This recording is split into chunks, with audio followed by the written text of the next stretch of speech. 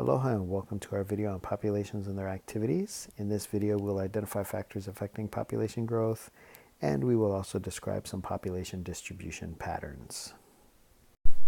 Now, when we're talking about factors that affect population growth, nothing is going to be more important than this carrying capacity here. What carrying capacity is that is the largest amount of individuals of a population that can survive in a given area. And it's based on things like how much space is there to live, how much food is there to eat, how much water is there for the organism. And when we watch a population grow, we'll see that it's going to grow until it approaches that carrying capacity. So carrying capacity is going to define how big that population can be.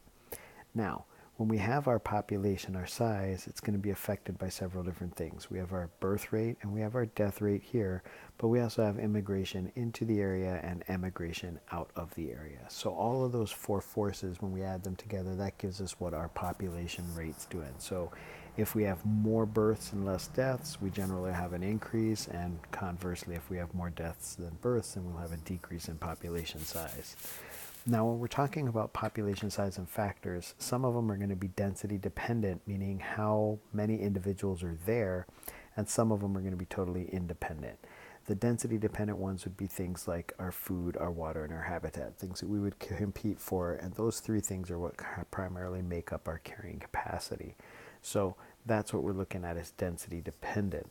Now, density independent would be things like natural disasters, like a fire, a flood, or drought, something that's outside of control. Doesn't matter, it affects everybody, it doesn't have a specific amount that it's going to deal with. And these are our density independent factors. Okay, so that's the factors that kind of affect how a population grows, how big a population can be.